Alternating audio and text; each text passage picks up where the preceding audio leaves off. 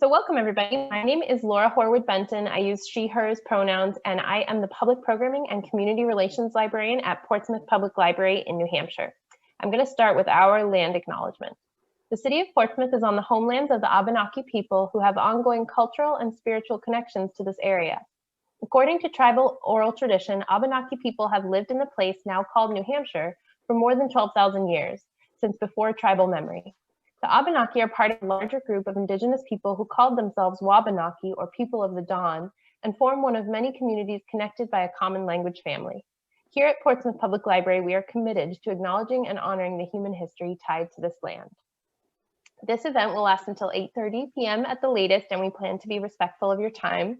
We are recording tonight, so we'll be putting this up on YouTube in the next week or two. Feel free to share with your friends. And this is a webinar, so you can ask a question in the chat or in the Q&A at the bottom of your screen as we go, and we'll have Kat answer them at the end of her presentation.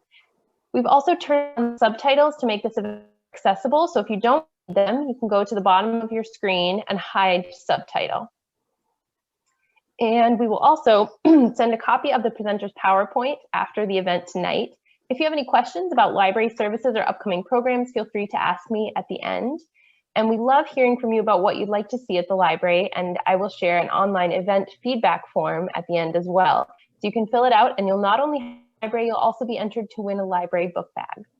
I'm really psyched tonight to welcome my friend Kat. So Kat, I'm going to give your intro, so just, Absolutely. Smile. Kat is the Community Educator and Volunteer Coordinator for the Victim Resource Center of the Finger Lakes Incorporated in New York. She works with the Wayne County, New York community and in local schools to provide prevention, education, and spread awareness about domestic violence, sexual assault, stalking, human trafficking, and the V.R.C's services and mission. Kat earned a BA in Political Science from SUNY Brockport and a BA in English from York University. She has a background in event management, fundraising, community organizing, and prevention education. In 2019, she joined the V.R.C, allowing her to combine her passions for women's rights and victim advocacy with her expertise in community education, sex and relationship education, and nonprofit management. In her spare time, Kat bakes pies. They're really good. She makes soap and invents creative new ways to spoil her best friend's children. All true. I'm going to turn it over to you, Kat. Thank you so much for joining us tonight to talk about consent. I'm very excited. Yeah, absolutely. Thank you very much for having me. And thank you to everybody who is joining us tonight. I really appreciate you being here. So as Laura said, I'm the community and the prevention educator for the Victim Resource Center of the Finger Lakes. We're located in Western New York. And I kind of have two main roles in my job at the V.R.C. The first is as a community educator, where I educate members of my community about domestic violence, sexual violence, human trafficking, child abuse, and stalking. The second main role in my position is as a prevention educator. And as a prevention educator, I go into schools and I teach students all the way from K through 12 the skills and the information they need to develop healthy relationships and to prevent future relationship violence and to prevent sexual assault and sexual violence. And a really large part of sexual violence prevention education is teaching consent and teaching what consent is, which kind of brings us to why we're here tonight. So I'm going to go ahead and share my screen and get this started here. All right. So tonight we will be there we go. Tonight we'll be covering Consent 101. So I introduced myself, just a little bit about the schedule of tonight. We're going to cover what consent is. We're going to talk about our cultural beliefs and depictions of consent that inform and create our internal biases around consent. And I'll break that down in much more plain language once we get there. We're going to talk about what consent does and doesn't look like, how to ask for and how to recognize consent. We're also going to talk about how to talk to your kids and your teenagers about consent. So if you have questions about that as they arise, definitely put them in the chat or in the Q&A. And finally, we're going to address throughout the presentation just some sticky questions that I find often arise during conversations about consent. So we're going to take the first about hour of our time together, and I'll go through the presentation. And then we'll leave about a half hour at the end for questions. I just want to give a few warnings before we get started. The first is just an explicit warning. Because we will be talking about sex tonight, I'm going to be using the proper medical and biological names for different body parts. There will be some discussion of sex, including sexual positions and sexual practices and acts and pleasure. So just be aware that that's something that we're going to be talking about that may come up. If you have little ones in the background, or if that's something that you may not want to be hearing, please feel free to mute the presentation, step away as you need. I also want to give a trigger warning for everybody. We will be talking about sexual assault during portions of the presentation, and I will do my best to warn before each time that this is going to come up, but I want everyone to be aware that this topic is going to come up in the presentation so that you can take care of yourselves, whether that be muting or taking a break from the screen, or just knowing that it's going to come up and prepare yourself, whatever you need. Please put your self-care first. Your self-care comes first. So I'll do my best to warn you about that, but just know that's going to be part of what we're talking about.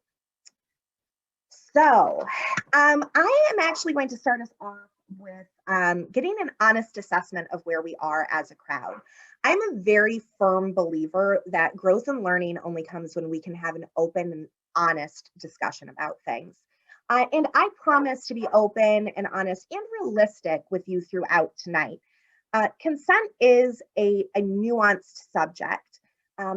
From people in my background, in my field, it's very tempting to want to treat it in the most positive way, where we're like, no, it is consent or nothing, right? And get into that all or no mentality. But the truth is, we're humans. Things are a lot more complicated. There are a lot of factors in there. So I think that treating this topic like there are just easy yes or no answers to every question that comes up is reductive and insulting, quite frankly. But I promise that I'm going to be honest and I'm going to be realistic in what we're talking about tonight. So in a moment, I'm going to launch an anonymous poll. And in the vein of having an open and honest discussion, I'm asking everyone to be as honest as possible with these questions so we can get a real assessment of what the beliefs and understandings are in the crowd, so that I know how to proceed tonight. So just a reminder that this survey is anonymous, so nobody is going to know your particular answers. I'm only going to see an aggregate at the end.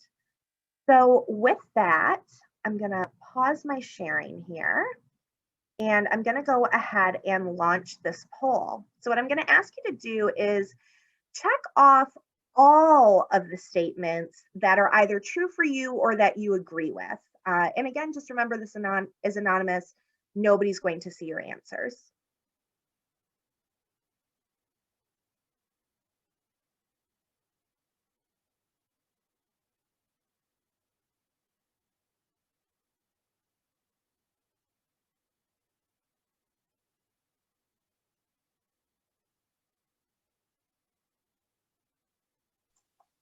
Heather and I would be all over this, but it won't let panelists vote, unfortunately. I'm realizing that.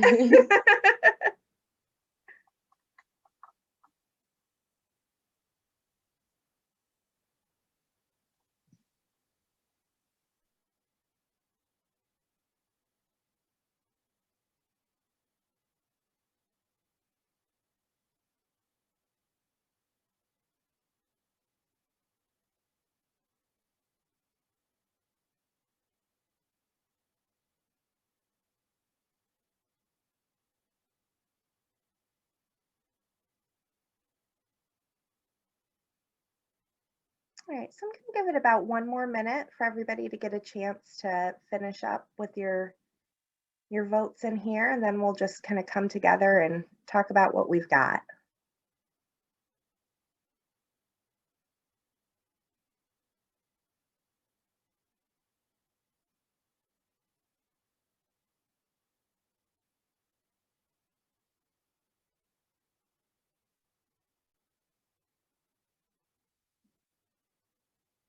And again, no pressure. These aren't, right or wrong answers. It's just an assessment of where we are and what our feelings are.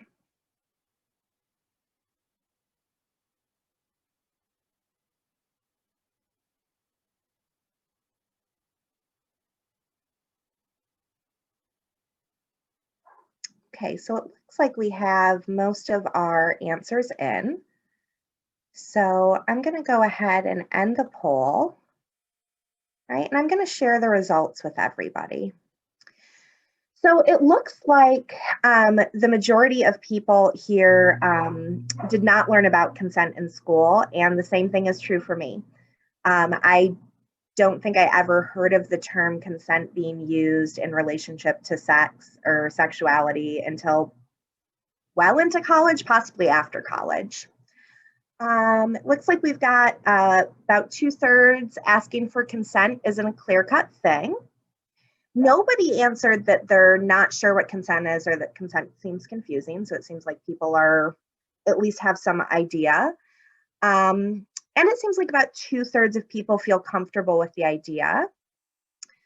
Let's see, some other ones that came up. Asking for consent kills the mood, and we are going to address that. We had about 1/3 of participants say they could feel completely comfortable asking for and giving consent. And the interesting thing is that these aren't always mutually exclusive, right? Like you can feel completely comfortable asking for and giving consent and still sometimes feel like consent isn't a clear-cut thing, which again is something that we're going to address tonight. And then, okay, so these last two, these are very common sentiments, and we're going to dive a bit into why these sentiments are so common and widespread. First is that it isn't always as simple as no means no. Sometimes people like to play hard to get and want to be pursued a little. And the second is that it should be your own responsibility to say no if you don't like what's happening because other people can't read minds. All right, so thank you all for being very honest and open with your answers. And I am going to get us back into the presentation here, and we're going to talk about some of the stuff. All right. So we went through our assessment. All right, so why are we even talking about this? All right. Well, because any sexual contact or activity that is performed without consent from all parties involved is considered sexual assault. So that's really why we are talking about consent tonight and why consent has become a thing that we talk about in our culture. Because if there isn't consent, when there's a lack of consent, that's when we would consider something to be sexual assault. So that's why it is such a hot topic and why you're hearing about it so much right now. So what's consent? Well, consent is permission for something to happen or an agreement to do something. In this definition, I realize sounds very formal, which is why I chose this GIF of a contract to represent that.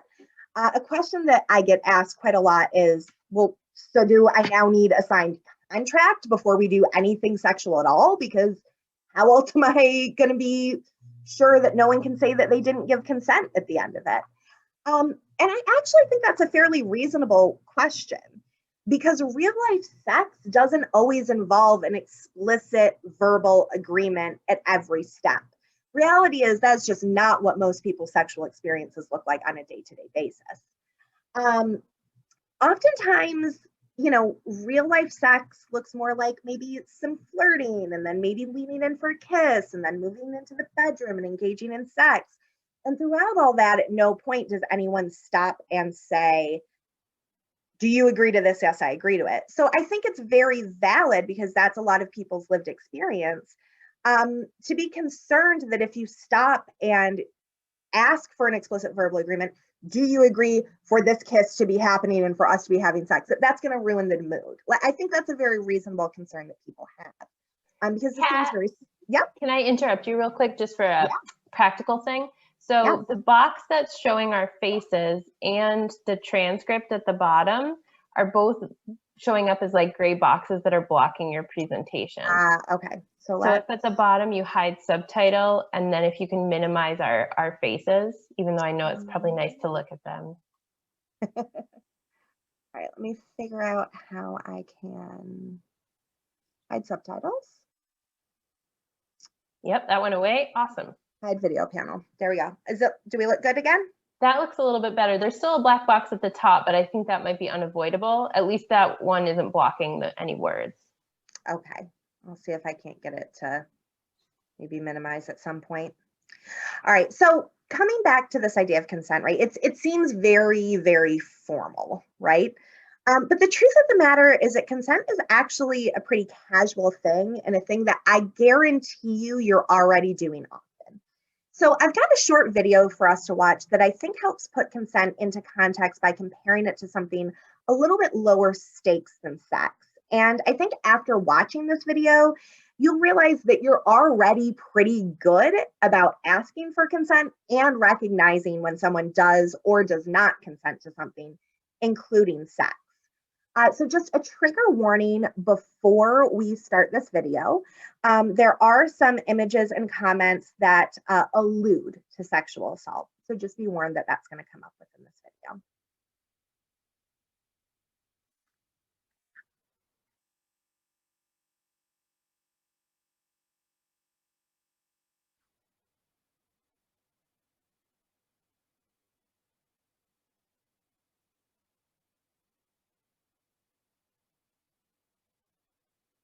If you're still struggling with consent, just imagine instead of initiating sex, you're making them a cup of tea. You say, "Hey, would you like a cup of tea?" And they go, "Oh my God, I would love a cup of tea. Thank you." Then you know they want a cup of tea.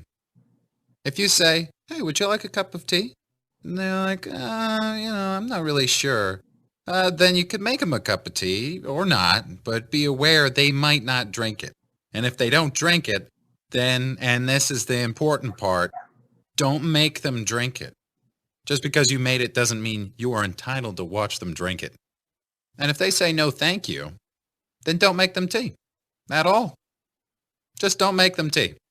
Don't make them drink tea. Don't get annoyed at them for not wanting tea. They just don't want tea, okay?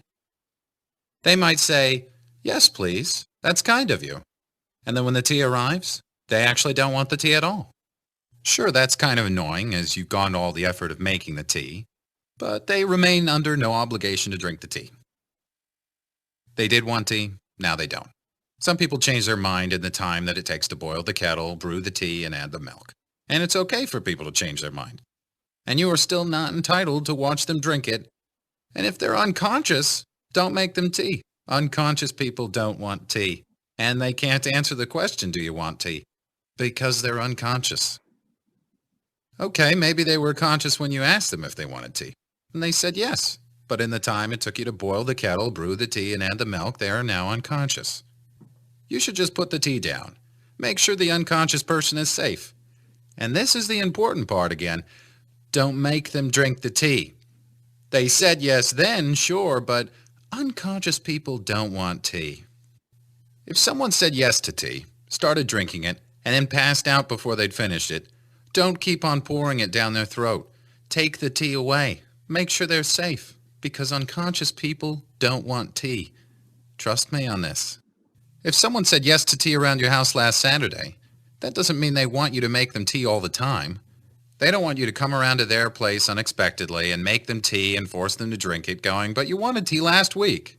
Or to wake up to find you pouring tea down their throat going, "But you wanted tea last night." But if you can understand how completely ludicrous it is to force people to have tea when they don't want tea, and you're able to understand when people don't want tea, then how hard is it to understand it when it comes to sex? Whether it's tea or sex, consent is everything. And on that note, I'm going to go make myself a cup of tea. Okay, so if consent is such a simple concept, right, on an individual level, and we already do it, and I think after watching that video, hopefully most of you recognize that it's something you actually, a concept you already get, then why is it something I'm even talking about tonight? Well, the truth is that while it is a simple concept, especially on an individual level, it's a concept that we're actually not great at recognizing culturally, especially when it comes to sex. And I'm sure some of you have heard the term or concept rape culture. Rape culture refers to a set of cultural ideas, beliefs, and practices around sex and consent and gender roles that lead to rape being fairly prevalent within our society, and lead to rape being, if not accepted, at least not unaccepted to the level it should be within our society. And this is all about our culture. Things like the language we use, the media we consume, religious and cultural beliefs, and the gender roles that we ascribe to, they all lead us to exist in a society in the United States where most of us, at least in some sense or at some times, can believe that no doesn't actually always mean no. And it's because the simple truth is that we're products of our environment and our culture. Things like our language, our jokes, our manners, clothing, they all inform both actively and subconsciously our ideas and beliefs around things like romance and what we find to be romantic, our ideas on what relationships should be or what they should look like. They inform our ideas of what's considered normal or regular. And ultimately, they inform our ideas about who we believe should hold responsibility for expressing or asking for consent. So I'm going to start off tonight by getting a little bit deeper into these cultural ideas and beliefs that we have around consent and why this has become a thing that we actually do have to talk about actively. So I want to start off talking about romance. The first trope I'd like to address is the plain hard to get trope. And I think we're all very familiar with this idea and this concept of plain hard to get. There's a really strong cultural belief that plain hard to get is part of what makes an interaction romantic. And I apologize for anyone who can hear the dog barking in the background. He's very needy. So when we're thinking about plain hard to get, we've all, I think, at some point or another heard some version of this idea of like not making yourself too available, right? Like you don't want to seem too desperate. And that is this idea that to a proper courtship, a romantic courtship, one that's effective, is one in which one person plays a little bit hard to get and is a little bit standoffish. And we're used to seeing images like this one from the Philadelphia story, right? Where one person's playing hard to get, in this scene, Katharine Hepburn, and is romantically swept up by someone who sees through that and knows what they really want, right? In this scene, Jimmy Stewart. And I use this clip because I think to me, this is like a classic image of what I grew up with. And I still think this kiss looks very romantic, right? It's super passionate. Even though she's turned away and he's grabbing her, we're used to seeing this portrayed as very romantic. Another idea that we have about romance is that the chase is part of the game. So we're all used to this idea. And I think I've got a little clip here of Pepe Le Pew that I think portrays this concept in a more comedic tone that I think shows just how normal we view this idea of chasing or pursuit within the context of romance. And just a trigger warning before I start it, there is a depiction here of one character who looks very uncomfortable and another character ignoring that. Hello, Pat Pie.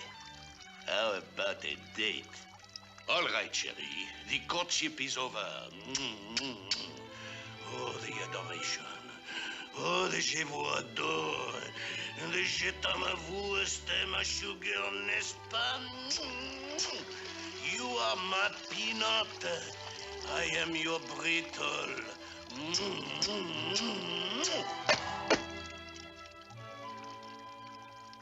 Getting there is half the fun.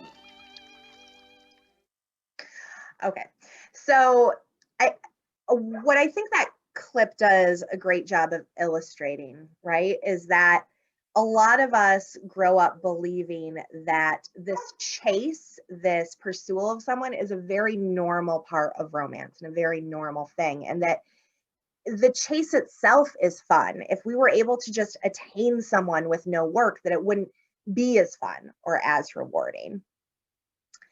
The final concept that I want to address when it comes to romance and what we're really culturally inclined to seeing is this concept of knowing what someone really wants as being the true form of romance.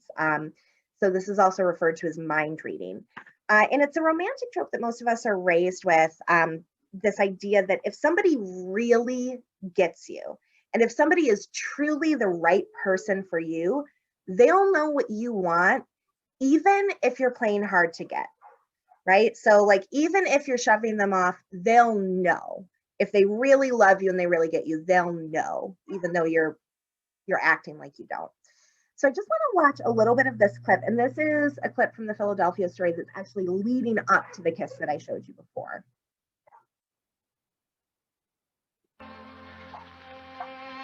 It's really all I am to you, is it? Of course it is, sir. Are you sure? Why, yes. Yes, of course. Golly.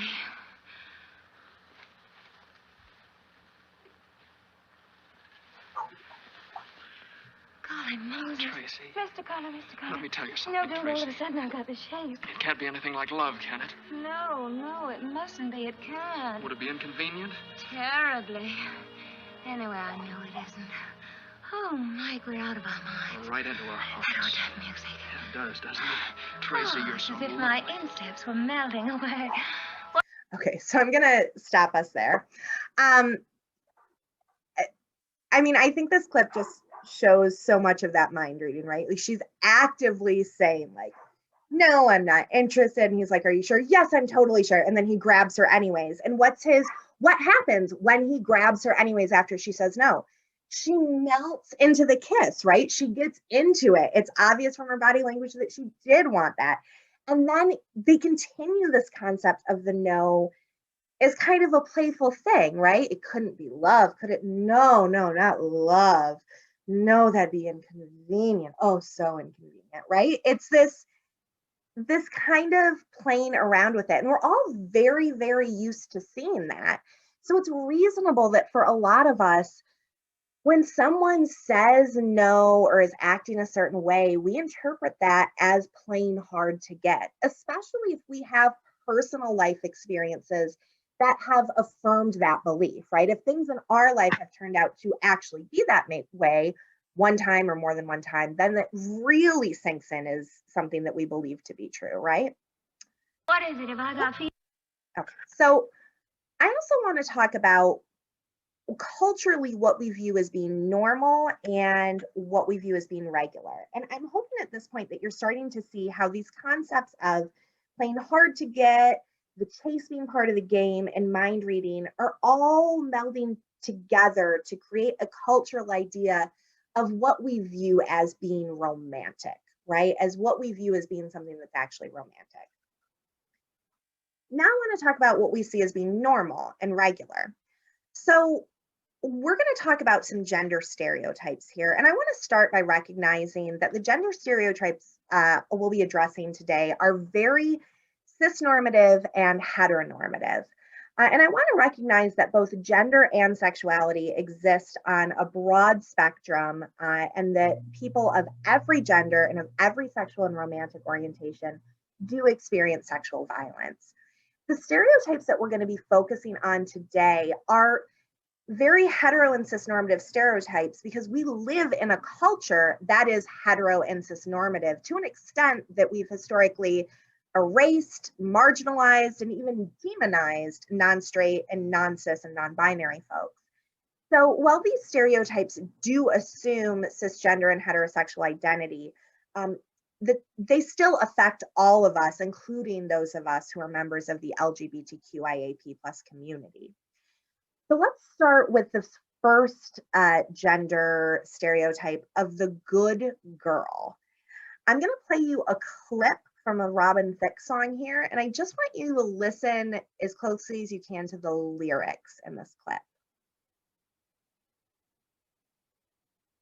And that's why I'm gonna take a good girl. I know you want it. I know you want it. I know you want it. Good girl. Can't let it get past me. We're far from plastic. Talking about getting blasted. Blurred lines. I know you want it. I know you want it. I know you want it. But you're a good girl. The way you grab me. Must wanna get nasty. Go ahead, get at me. What do they make dream? Okay, so let's think about some of those lyrics. This concept of the good girl. Hopefully you notice in that song they're saying, I know you want it, but you're a good girl. there is a cultural belief that's pervasive even throughout today. And this is changing. Has changed over the years, and it is still currently changing. There's still a pervasive belief that if you are a woman or a girl, you can't want sex and still be considered a good girl, right? Wanting sex makes you a slut. So if you do want sex or you do want to be sexually active, then you at least need to put up some sort of pretense to show the other person that you're not slutty, or you're not easy to get, right? And then the other, and this is the title of the song, but the other lyric that's in there is like, I'm seeing some blurred lines. And I'm hoping that you can start to see how when we set up a system where people who do want to have sex have to pretend like they don't in order for that to be culturally acceptable, and we view playing hard to get and the chase as all being romantic, that then the lines really do start to seem blurry to a lot of people, right? And I that is part of what starts to get us into this mindset where we believe that no doesn't always mean no, right? These are the things that lead us to believe that. Something that just goes further and affirms this is the concept of what I would call a virile man. So I use James Bond in this scenario because I think that character is a great example of it. And this is a stereotype that suggests that for a man to be a real man, he needs to be physically fit and strong and aggressive and dominant. He's a man who not only asks for what he wants, but takes what he wants. And so hopefully you're seeing how these cultural ideas of, a real man taking what he wants and a good girl not wanting sex and no not always meaning no are starting to combine into a way that creates a society that's just rife for sexual assault, right? I mean, we're really setting up a place here where you can start to see how sexual assault happens more and more often, and how sometimes it may even be happening where the aggressor doesn't even realize that that is what they're doing, or that is the effect that they're having. We also have this relationship expectation that just adds into this and compounds to this, of that if you really love someone, you don't give up, right? If you really love someone, and this is an extension of that chase metaphor, if you really love someone, you never give up. You keep going after them.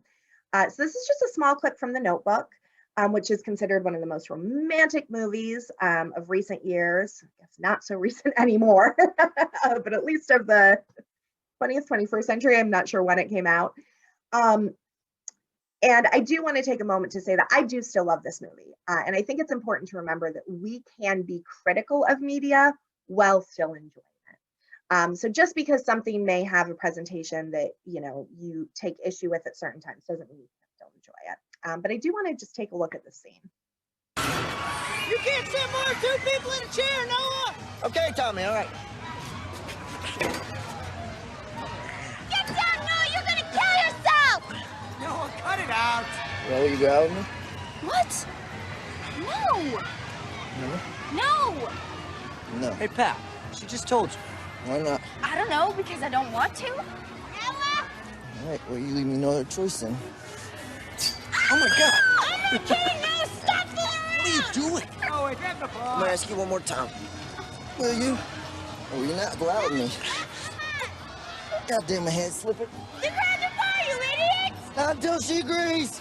Go out with him, honey. Okay, fine. I'll go out with you. Well, don't do me any favors. No, I want to. You want it? Yes! You want it?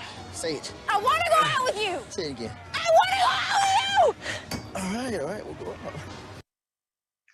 Okay, so we can see here, right? This is something that I think a lot of, I certainly the first time I saw it, I found it very romantic, right? This idea of not giving up. But again, this is adding into these ideas where she's pretty clear that she doesn't want to go out with him, and he creates a situation where she feels pressured to say yes, right? So hopefully you're starting to see how these things add up. Just another one that I want to address that I think really compounds this is this idea that nice guys finish last, right? That if, and this very much plays into that virile man stereotype, that if you're nice and you ask for what you want, you're never going to get what you want. You just have to take it.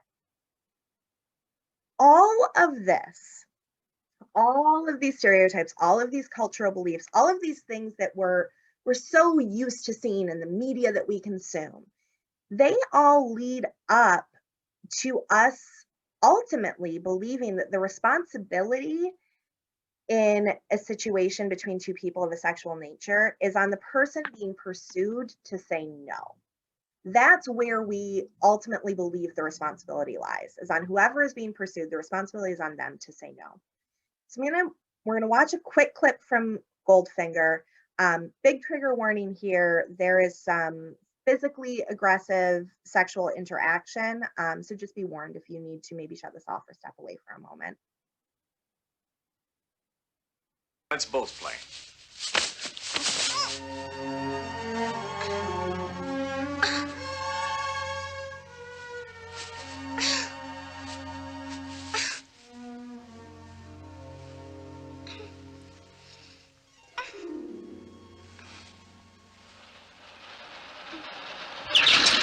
Okay. So even in a violent situation like this, I mean, she is violently pushing him off of her, right? I mean, she is really physically struggling against his advance. And even in a situation like this, we're led to believe that even this level of physical protest can't be construed as a definitive no, because at the end, what happens? Not only does she end up kissing him back, she embraces him, right? In this situation, this scene is leading us to believe that ultimately she must have been okay with that or wanted it. So all of these things combine to a level where we get to a cultural point where we believe that even if someone's physically pushing you off of them, they might not really mean no. So what I want to talk about tonight, and what we're going to spend the rest of the presentation on, is deconstructing these biases that we've grown up with. And I have some tools and techniques for us to start deconstructing these biases. Instead of thinking of playing hard to get, I think it helps to reframe it in terms that playing is for games. This is something I hear so often, not just from the teenagers that I teach with and interact with, but oftentimes from the adults, which is, oh, I don't want anybody who plays games. I'm not looking for anybody who plays games. I'm not into that. I just want honesty in a relationship. Playing hard to get is ultimately a type of playing games, right? So I think it helps when we reframe that in our mind as something that's maybe not the healthiest relationship-wise. I also think it helps to reframe this idea of the chase into the idea of the dance. Because the truth is, many times you do want a little bit of give and take, a little bit of push and pull in the flirting and the courtship process. That does make it exciting, right? You know, a simple, would you like to go out with me? Yep, you seem awesome. Okay, great. That could get pretty boring pretty quick, right? I mean, you do want a little bit of back and forth repartees. Not everybody does, but a lot of people do. But when we think about it in terms of the chase is predatory, right? It's a predator chasing prey. It's this one person winning and taking all and dominating. I like to think of it more as a dance, because a dance still has a lot of back and forth, a lot of push and pull, but it's a collaborative thing that everybody has to be agreeing to and aware of at every moment for it to really work. I don't know if any of you, like me, are kind of middling to not very good dancers, and you've ever danced with someone who's good at leading, but maybe they lead a bit too much and it still ends up being a terrible dance because they're like really having to push you around because you don't know what you're doing. The best dancing happens when there's a bit of push and pull, but everybody's working together. So if we reframe that idea of the chase into the dance, we get into a space that helps us recognize really is everybody who's involved in this really into it. I'd like us to move away from the concepts of mind reading into the concept of communication. And that is a particularly difficult one for a lot of us. You know, I still fall prey to that quite often, especially when it comes to romantic relationships. This idea of like, if you really knew me, if you really got me, then you'd know what was going on. What I like to do to help people reframe this is imagine a situation where your employer comes to you and your employer has been authorized, because you've been doing such a great job, they've been authorized to either give you an additional $5,000 a year in salary or an additional 2 days of vacation time.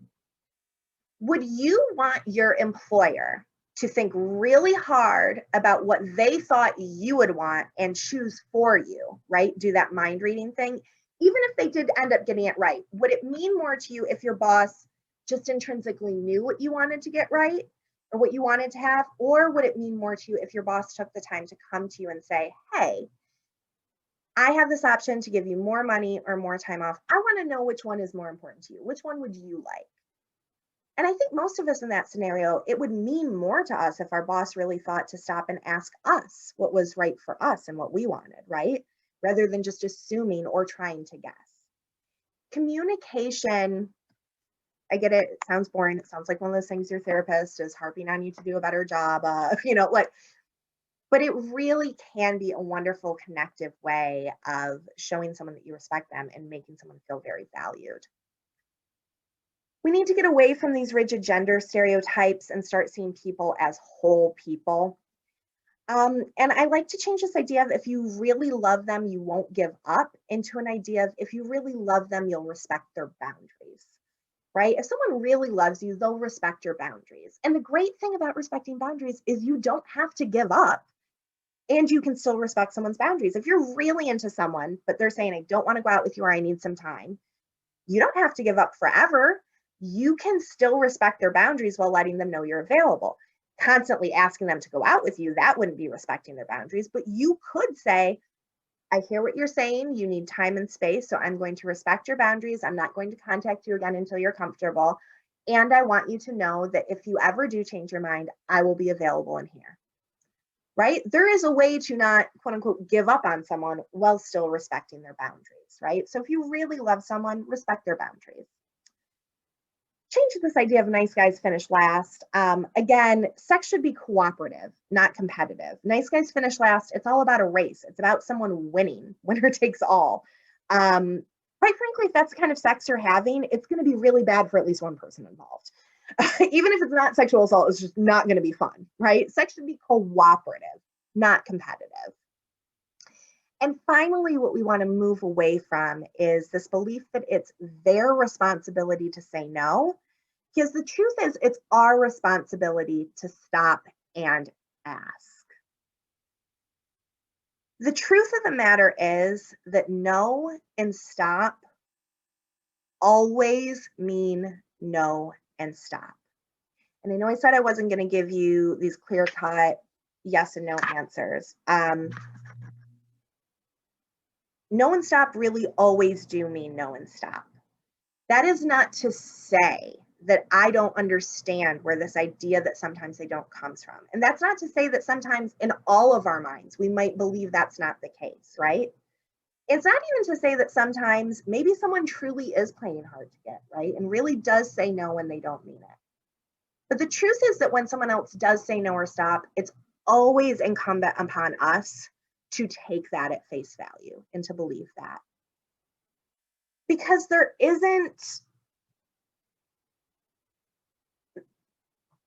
really only is consent or a lack of consent. That's ultimately comes down to when you're having sex. There either is consent or there's a lack of consent. There are no gray areas when it comes to consent in that way. And we are going to talk about what it all looks like and what all the in-between is. But I really want people to start wrapping their minds around the idea that there's either consent or it's just not there, all right? Anything that isn't consent is sexual assault. One of the big things that we have to do in deconstructing these biases is recognizing when our defensiveness is blocking our understanding, our learning, or our empathy. Defensiveness can be a great way to help you preserve your sense of being. And it's okay to have those feelings. But if you find yourself getting defensive or saying defensive things, really take a moment to stop and ask yourself, is this defensiveness getting in the way of me becoming a better person or learning? You didn't know what you didn't know in the past. There's no way that 16-year-old Kat could have known what all of this meant because I wasn't exposed to it. right? And so I might feel bad maybe about some things or interactions in my past, or feel worried about, well, maybe I didn't get the consent that I needed at this time. Those are normal feelings to have. It's okay to have those feelings. You just need to make sure that you're not letting those feelings get in the way of learning and growing, because what you can do is do better going forward. Also remember that consent boosts the mood. Asking for consent only ruins the mood if the person in question didn't want to consent in the first place. And we are going to talk more about that. And that's because when you have consent, you have safety, you have understanding, you have comfort. And these are all things, especially if you saw Emily, Laura, what's her last name? Nagoski. Nagoski, thank you. Emily Nagoski's presentation last month. Feeling safe and comfortable leads to a better sexual experience. And at the end of the day, remember you're already doing it. If all this seems a little bit overwhelming and confusing, or like I've said a lot, just remember it's something you're already doing. So going back to our idea of consent and it being permission for something to happen in an agreement to do something, right? That very formal definition. When we're talking about sex, when we're talking practically about sex, what we're actually looking for is something called affirmative consent. An affirmative consent is a knowing, voluntary, and mutual decision among all participants to engage in sexual activity. So knowing, voluntary, mutual. In order for it to be knowing, voluntary, and mutual, somebody needs to have the capacity and the ability to consent, which means that they need to be of an appropriate age to consent. In New Hampshire, that age is 16. Because we recognize as a society that people under a certain age are not really capable of understanding certain consequences or taking responsibility for certain actions, including sex. So if you're trying to think of something affirmative consent, you have to make sure that someone's of the legal age. You also have to make sure that they have the physical and mental ability to have the capacity to consent. So, with physical ability, if someone's just had a really serious stroke, right, and they can't clearly express verbally or through any hand gestures whether they agree or don't agree to something, then they don't have the physical ability to consent in that moment.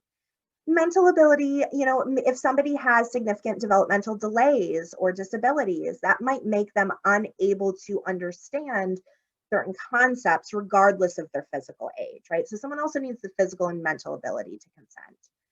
Somebody also needs a certain level of sobriety to be able to consent. Intoxication, if you're too drunk or you're too high, that could render you incapable of really being able to give consent. And we'll talk a bit more about what that looks like. Consciousness, I think that's a bare minimum. If someone's not awake, they can't tell you if they want tea or not, right?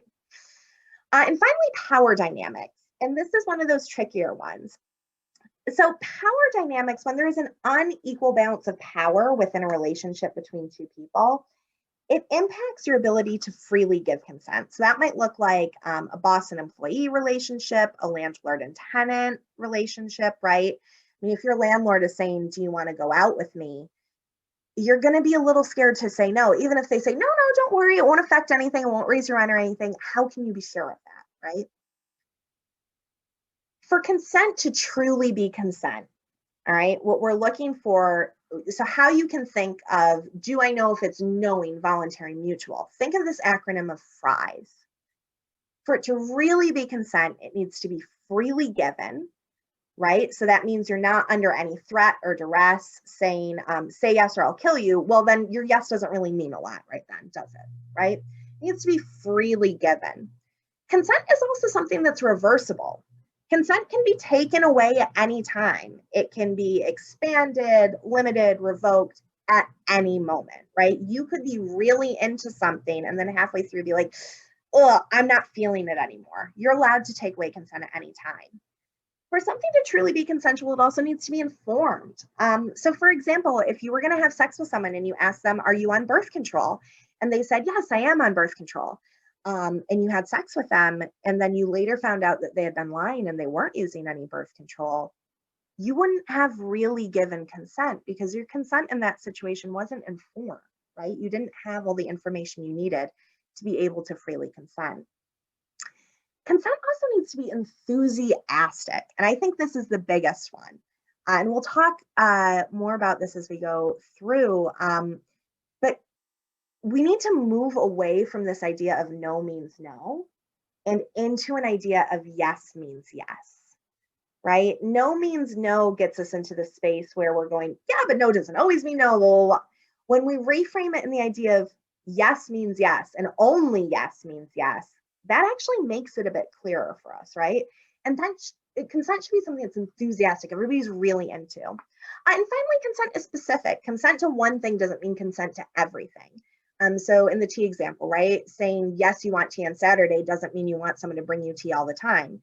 Saying yes, I'm down for having oral sex doesn't mean you're down for having vaginal sex or anal sex, right? Consent is specific to the one activity. All right, so consent should be active and it should be ongoing. It should also be affirmative and positive, right? It's a yes means yes. It's not a no versus yes. It's a yes versus anything else. Yes is consent. Anything else is not consent. Okay? A lack of a no is not a yes. Silence is not a yes. So at this point, I like to stop and address this question I get a lot. So no more drunk sex? Like I can never have sex if I've been drinking again? No, you can have sex if you've been drinking. But if you're going to be having sex while you're intoxicated or while someone else is intoxicated, there are some things that you need to keep in mind. The first is that your intoxication level is going to impact your ability to give consent. Drugs, alcohol, they lower our inhibitions, they lower our reaction times, they inhibit our abilities to think clearly. So they are going to impact your ability to give consent. They're also going to impact your ability to recognize consent. You've ever been at a party with someone who's too drunk and talking too loud, right? When you're drunk, you don't read social cues as well. What I like to advise to people is that if you're going out with someone who, like the two of you are going out together, you know you're going to get high or drunk that night, and you think there's a chance that you might end up having sex later, communicate ahead of time. Start talking to each other ahead of time about what is too drunk or too high for you, what are you each comfortable with. That is not a guarantee for anything later, but it's going to put you in a better position. And use the driving rule. If you're too drunk to drive or you're too stoned to drive, then you're too drunk or stoned to be able to freely give consent or freely expect consent and accept it. I think that's a pretty good rule of thumb to go by. And finally, when in doubt, don't. And I know that's kind of the boring bummer answer, but it's way more of a bummer to realize you've crossed someone's boundary sexually than it is to not get laid. And that really is the truth of the matter there. And if you really like someone and they really like you, you're still going to want to hook up when you're sober the next day. So how do you ask for consent? Well, first, you want to ask without any expectations of how the person will answer, because that means that you're truly asking, right? You also want to pay attention to their body language and their cues. Sometimes we don't only use our words, and we also use our body language to express what we're feeling. And if you're not sure, play it safe and don't continue. That doesn't mean you have to stop and leave and never see them again. That could be as simple as they don't seem super enthusiastic or into it. Maybe you just pause at that moment and just pull back and be like, hey, you don't seem as into this as you were a moment ago. Is everything still cool? Do you want to keep going, right? That could just be stopping and checking in. So there are 5 main ways that we ask for consent. One is with our words, right? Those explicit verbal questions and agreements, but it could also be much more casual, like, so you wanna like start making out, right?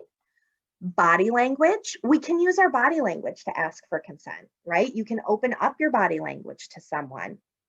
Instead of maybe just grabbing someone's hand to hold it, you can do that thing where you like move your hand closer, see if they're moving away or they're moving in, right? You can use your body language to physically start getting closer to someone and kind of test those waters.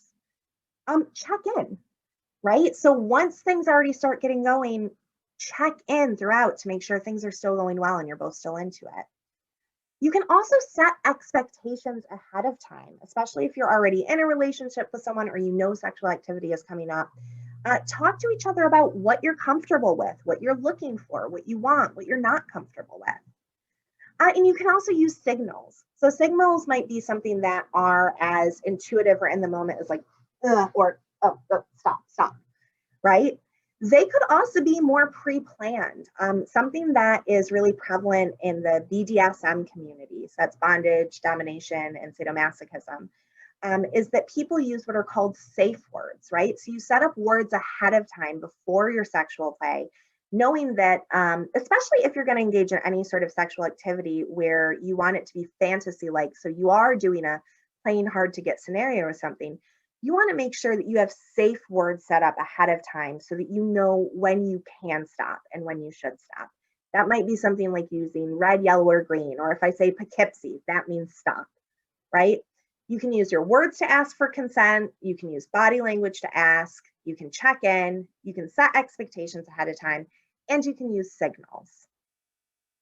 So what does this sound like in words? Well, it doesn't always sound like, may I have permission to have vaginal penetrative sex with you? It can actually sound much more casual and even much more sexy. Like, I really wanna, would that be okay? Right? It could be things like, can I kiss your, how far do you wanna go? What kind of things do you like to do? I mean, that question opens up a lot of possibilities and it can make your partner feel very appreciated. What would turn you on right now? Can I help you out of that, right? You don't have to say, are you comfortable getting naked with me right now? You could simply say, can I help you get out of that shirt, right? That gives the person a chance to say yes or no, or to be silent, right? So you'll know what's going on. Do you like that? You want more? What would you like to do right now? Can also be checking in. Am I going too fast? Do you like this? Are you having fun, right? Because we said it should be enthusiastic. Can we try this? Should I stop, right? Especially if someone's freezing up. That would be a great time to ask that. Or asking what's next. So what does it sound like when someone's giving consent? Well, you're looking for that enthusiastic yes, right? So in real life, that might sound like that feels good. Oh yeah, yes, right? More, I can't wait, don't stop. F yes, right? We want that enthusiasm. Sounds good. Or I like it when you do that. Anything that is an enthusiastic representation of yes, yes, I want more. Yeah, like that. That's what we're looking for. Anything that's more in lines with like, I guess. That's a time when you'd want to be stopping and checking in. So what does consent look like? Well, it looks like this. Looks like enthusiasm, right? People who are equally in it together, an equal level of interest between partners.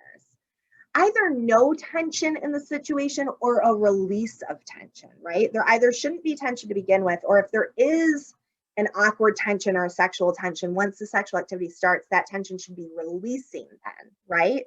Not growing. It looks like open body language, right? An active participation. If you have consent, that's what it'll look like. It'll look like enthusiastic, equal interest with no tension and an active participation. So how do you foster consent? Within a relationship, you want to set and address your intentions and your expectations.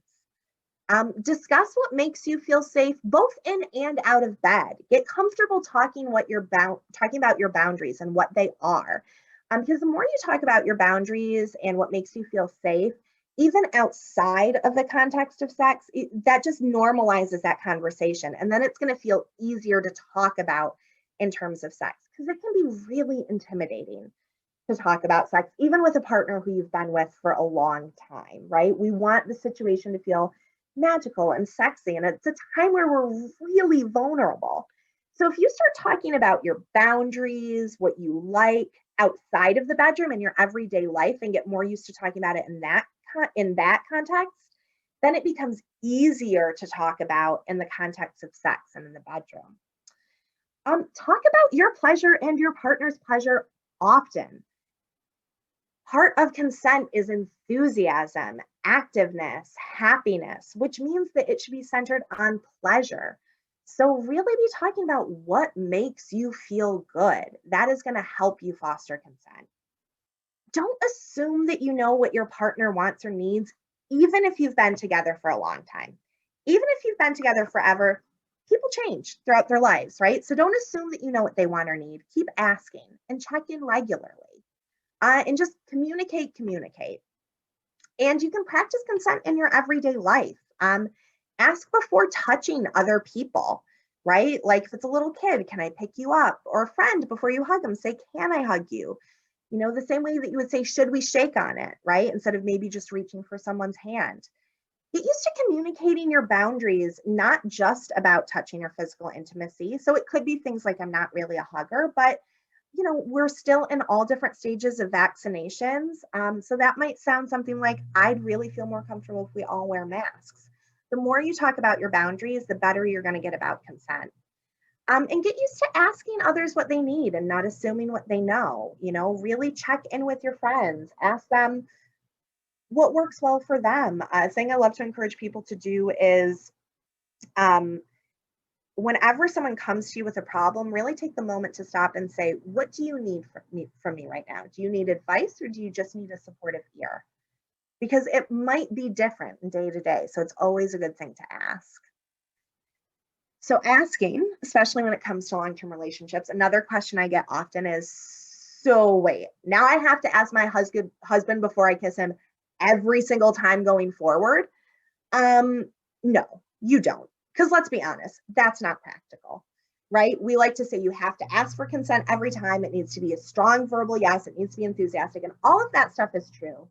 And it's also unrealistic that two people who have been married for a long time are going to ask each other every time before they have physical contact with verbal words. But what you do want to do is talk openly and honestly about what your standing boundaries are. There is no such thing as implied consent. Implied consent in the concept of sex, it does not exist. There is never consent implied. There is something called a standing boundary. Okay, so a standing boundary might be something along the lines of, you know, my standing boundary is that I like about this much personal space from people, right? This is my personal bubble. That doesn't mean it's always my personal bubble. It might change a little bit depending on who the other person is or how I'm feeling in that moment.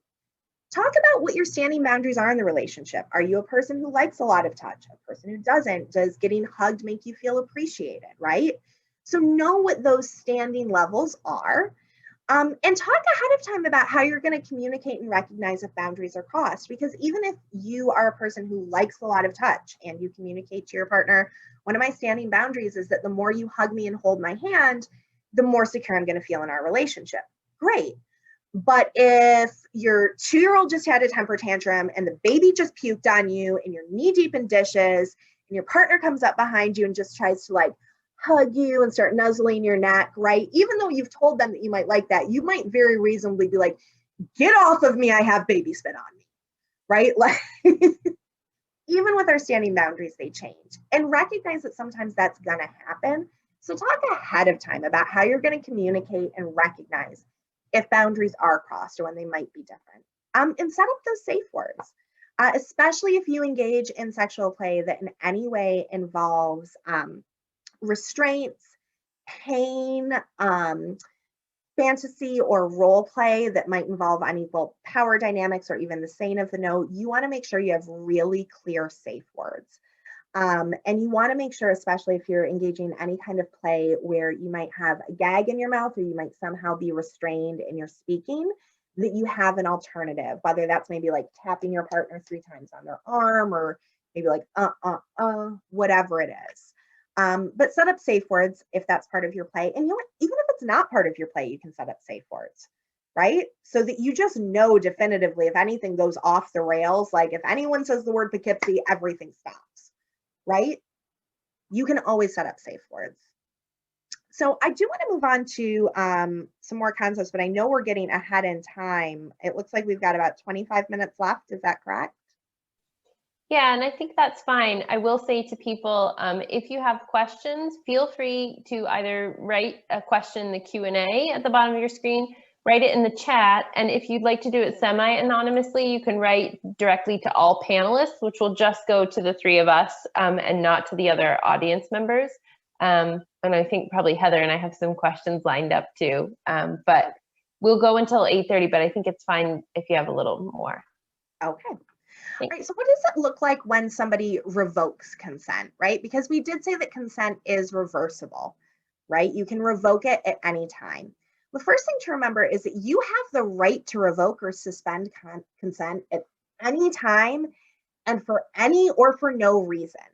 So looking back to that clip in the notebook, when he says, you know, why won't you go out with me? She says, I don't want to. That's a valid reason. All right, you always have the right to revoke your consent at any time and for any reason. And that's because consent is not static. It ebbs and flows, right? Because that's part of how sex is. And if you've ever had an experience where you're making out with someone or having sex with someone, maybe it's like all hot and heavy 1 minute, but then, I don't know, it just kind of fizzles, but then you get more into it. Consent is the same way. It can ebb and flow. And it's not evergreen. It's specific and it's time limited. So remember, we said just because you invite someone up to your apartment, you're only inviting them up to your apartment. You're not agreeing to have sex with them. You're agreeing for them to come up to your apartment. Just because you're engaging in sex doesn't mean that you want to engage in every kind of sex. If someone's revoking consent, that's going to sound like some of the following. It could sound like, wait, this isn't doing it for me. I'd like to stop. Can we try something different? I need a minute. I changed my mind.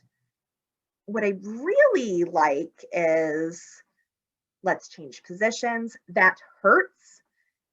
There should never be unwanted pain during sex, right? If you're engaged in something like BDSM and it's pain that you want, that's one thing, but there should never be unwanted pain. So if anyone's ever saying that hurts, that's a revoking of consent. Hold on, no thanks, right? Let's take a break. If you're hearing any of these phrases, that is the time to pause, stop everything that's going on, take a step back and check in with your partner, right? Check in and see what's happening. So what does a lack of consent look like, right? Because I said there's either consent or there's anything else, and anything else means a lack of consent, which would mean sexual assault. Well, there's the obvious, right? A lack of consent would look like a firm no. It would look like pulling away or pushing you away, or asking you or telling you to stop, right? Any of those things are a clear lack of consent. But we know that things are not often so black and white. Usually things are going to be more nuanced than that. So a lot of times what a lack of consent looks like is a lack of enthusiasm. It could also look like nervousness, right? So you got to be tuned into your partner and noticing, like, is the smile they're giving a happy smile or a nervous smile? Could look like freezing up. And freezing up is something that happens a lot to people. We like to think of our fear responses as fight or flight, but there are actually 3 fear responses: fight, flight, and freeze. And especially in a sexual context, a lot of people will freeze when they're scared. So if your partner is suddenly very quiet or very still or not engaging anymore, that's a lack of consent. That's time you need to stop. And again, if you just think that consent should always be enthusiastic, then you should be able to recognize pretty quickly when things aren't enthusiastic. So tense or closed body language. I love this clip of Rollo from the Vikings here, right? He's obviously a pretty buff guy. If he didn't want to be touched, he could probably push that other person off or at least run away. He's not doing any of that, right? He's just kind of leaning back, but it's pretty obvious he's not into what's happening, right? Not active participation or just going with the flow. That's what a lack of consent is most likely going to look like. That could sound like things like, oh, I have a boyfriend, or I'm not ready, or not now. I really like you, but let's just go to sleep. No thanks, I don't feel like it. Sometimes people say, oh, well, I've been drinking or I've been smoking. And that's their polite way of saying, like, I'm not into this, or I feel too inebriated to go forward, right? So if any of these seem a little like, well, but it could mean this or it could mean that, revert back to that concept of you don't have to figure out exactly what every no means. All you have to know is if it's an enthusiastic yes, right? If it's an enthusiastic yes, you're good to go. If it's anything other than an enthusiastic yes, you need to stop and wait and talk it out. It could also sound like you're not my type, maybe later. That would look like maybe crying. If there's crying, stop. Pretending to be asleep, that's a lack of consent. Turning away, right? It could even like more subtle than those things. So these are some of the most subtle ones that I want to address. As these are times when people give the in-between answers like maybe, if you really want to, I guess so. I'm not sure. Silence, not participating, shrugging, just lying there. Or many, many no's followed by an eventual yes. I know I keep telling you to ask and stop and check in, but there is a difference between, someone saying no and you talk about it and there's a long time and then that person's like, I'm into this. There's a difference between that and being like, can I go down on you? No. Can I go down on you? No. They wait 5 seconds. Can I go down on you? No.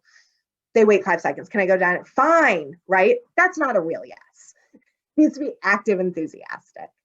Again, it gets a lot easier when you just imagine it as an enthusiastic yes versus everything else. And that's because consent cannot exist when there's coercion, force, guilt, or pressure. If any of these elements are at play, then real consent can't be there, right? If you loved me, you'd have sex with me. Well, then you can't really say yes because there's guilt there, right? Come on, just go a little bit further. Everyone's doing it. And that's not really consent. So what happens when you get a no? Because that's awkward and it feels embarrassing, right? So what do? Well, the first thing is stop immediately.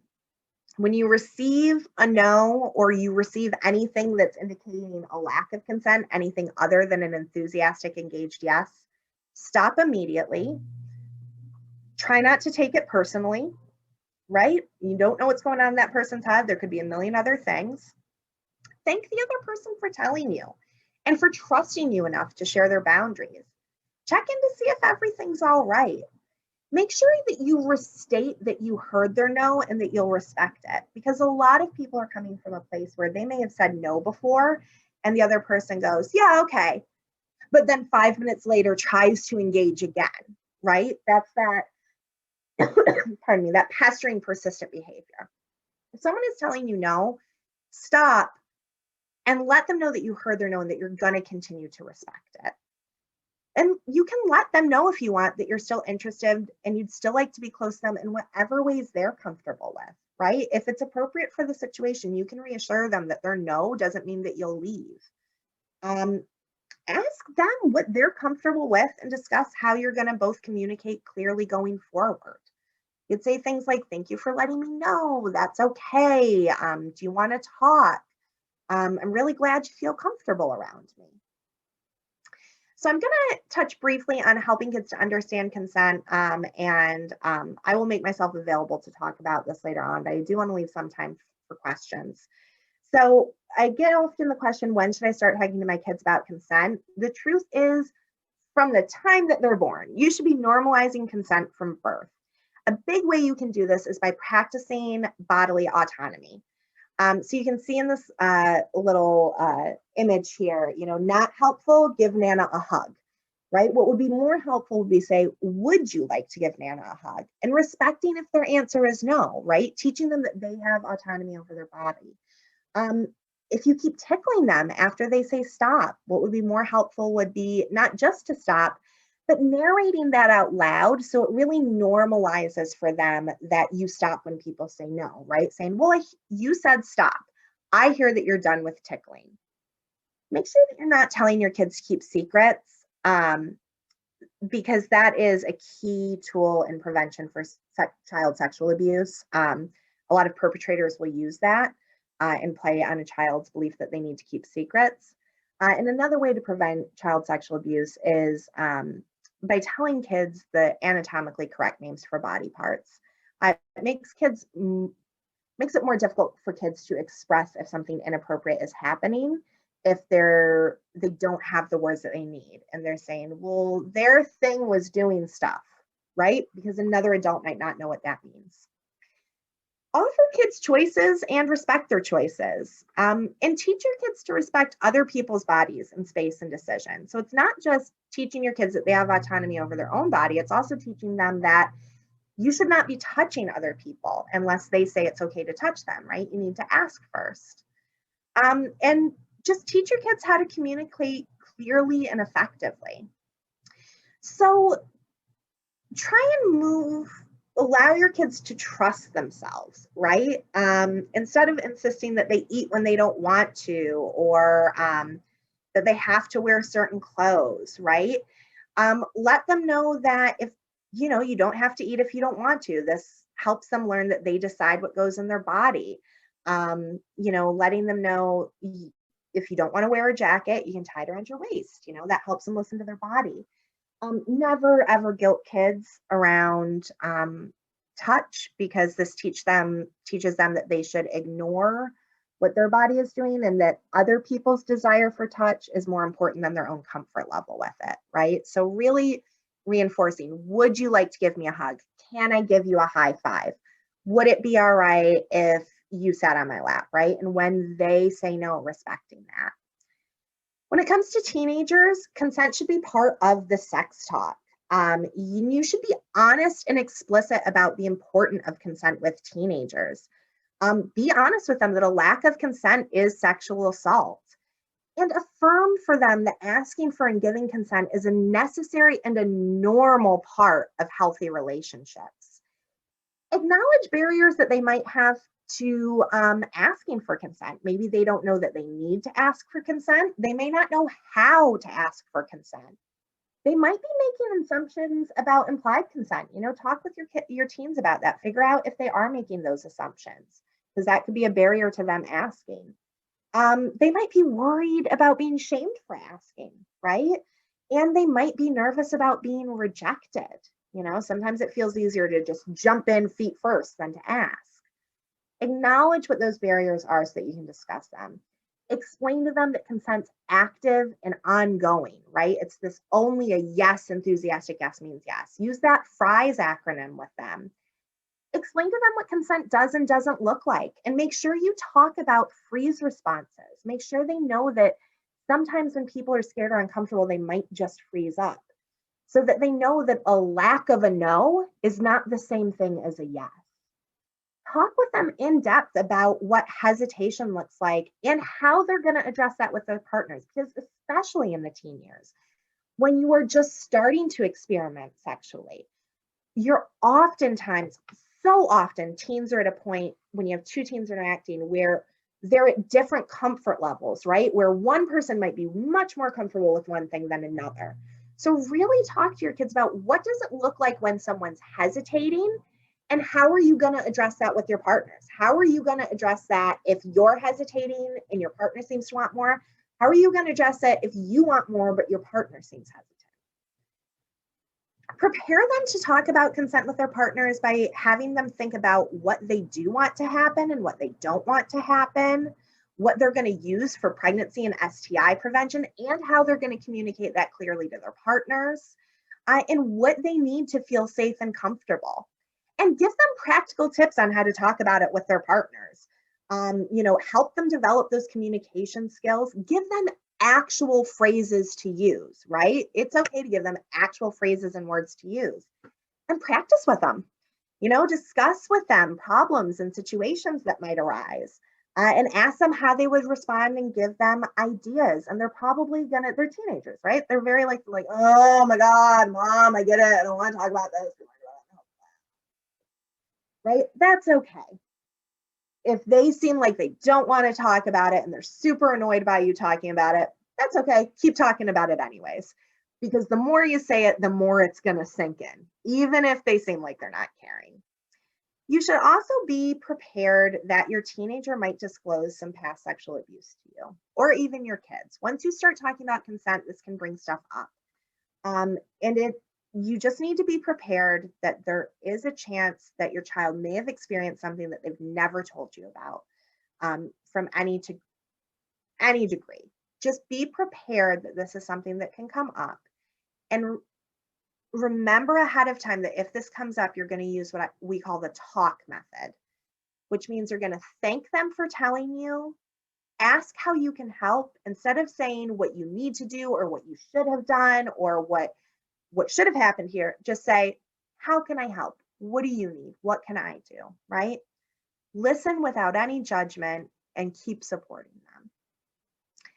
Finally, just to know, if you're uncomfortable talking to your kids about sex or consent, please don't just ignore it. I understand it can be a very squiggy topic to talk about with kids and teenagers. And if that's true, figure out a different plan. If you just can't talk to your kids about it, that's okay, but figure out a way for them to learn about it. Maybe that's using outside resources, like assigning them videos to watch. You could just give them places where they can find accurate and reliable information. Just be like, it's not really a topic I want to talk to you about, but you do deserve to know about it. So here are some websites that I know are reliable for you to check out. And consider assigning a designated person for them to talk to that both of you trust, who can answer questions if they do have questions that arise. And I've got some resources here that will be sent along to you all for talking to kids about sex and sexuality, as well as resources for teens, adults, and sexual assault resources if anyone needs them. So I'm going to stop my share here and open the floor up for questions.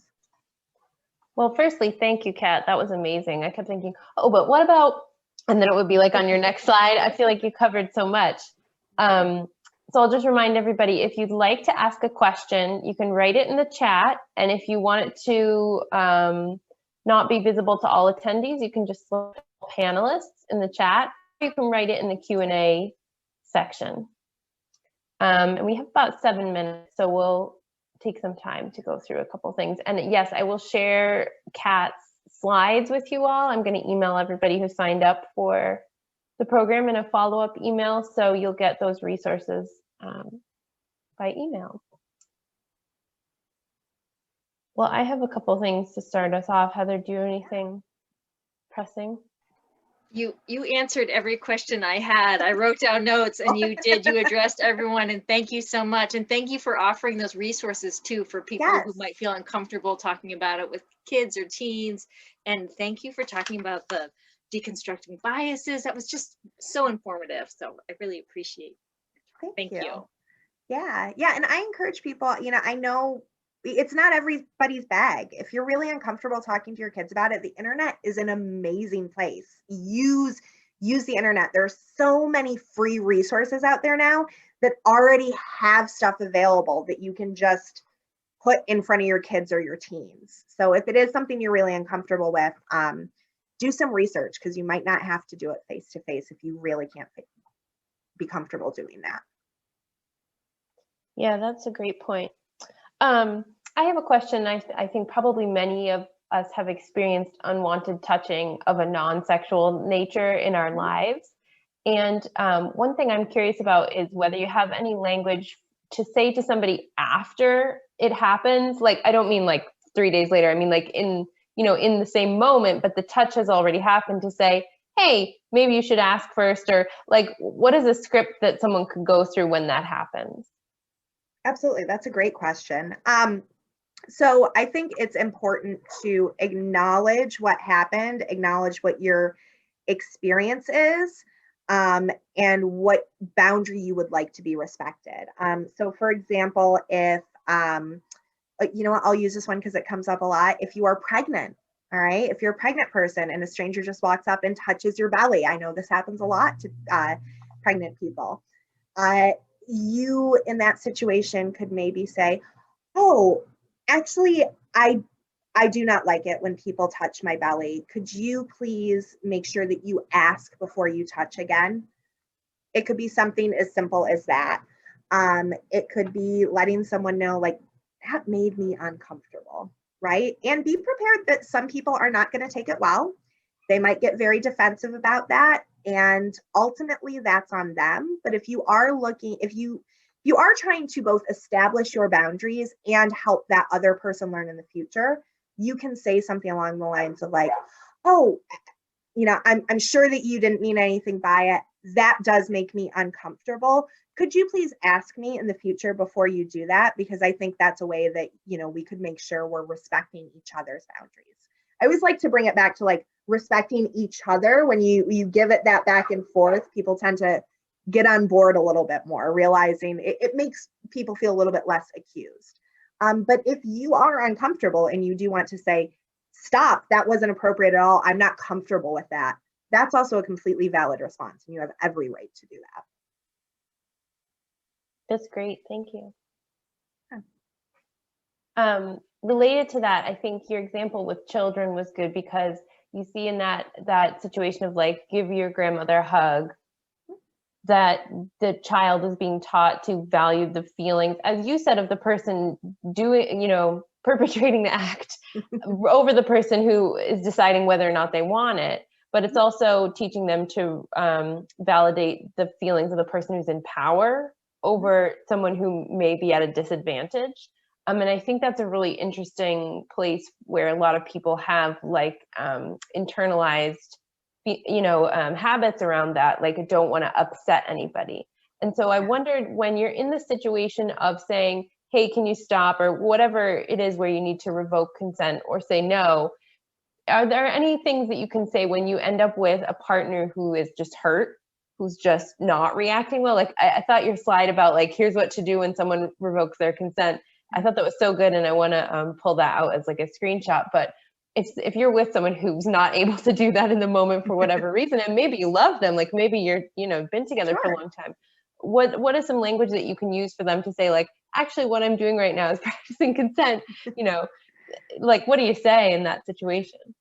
Yeah, so you know, if you are in a situation where it's someone who you care about, you are concerned about their feelings, and you want to address that, and you can tell that they're feeling maybe hurt or defensive or unwanted, maybe all of those things at once, you could use language that recognizes their emotions and validates their emotions and puts them on equal plane with your desires and emotions. So you could just say, you know, I understand that me stopping and saying I'm not comfortable with this right now, you know, it sounds like it's making you feel like you are unwanted and like I am not into this. I want to let you know I love you and I do want you. And at the moment, I need some space and some time right now. And me being able to express that to you is actually, for me, a real sign of vulnerability and a real sign of how much I trust you and how much I love you.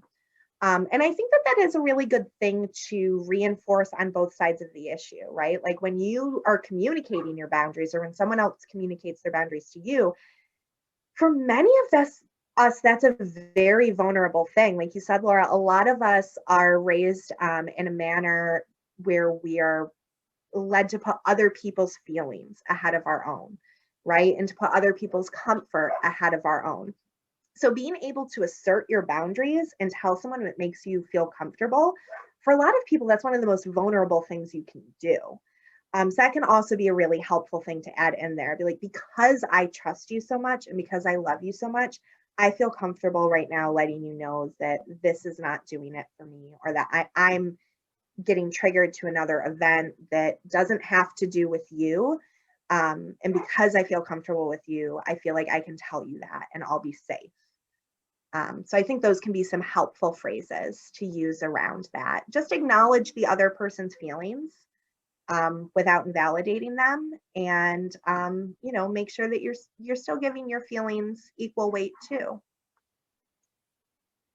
That's really helpful, and I feel like that's good advice for being on the other side too, of like, how do I deal with it when I'm hurt or bothered, when I'm on the other side of it? It's like, well, actually this person trusts me a lot and feels safe enough with me to risk upsetting me by telling me their boundaries. Yeah, definitely.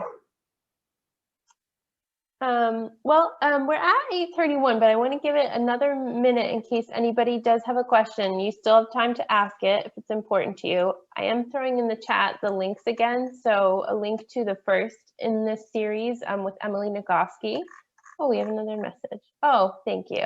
Thanks, Mom. And then there's a little event feedback form that you can fill out for us. You can say what you liked, what you didn't like about the event. And if you don't mind sharing your name, then you can enter to win the library book bag. And yeah, Heather, do you have anything additional? Just a wholehearted thank you. I was thinking of friends with children and teenagers, and you're going to be one of the resources that I'm going to point to, because this is fantastic. And thank you. And I love that shift of helping people learn to trust themselves and to get to the enthusiastic yes, because you're learning to trust yourself by being able to communicate your needs. This is thank you so much. I really appreciate this. Absolutely. Thank you for having me here. And yeah, the kids, I could do a whole presentation just on how to talk to kids about consent. We went over, you know, the top line of stuff. I realize it gets a lot trickier than that.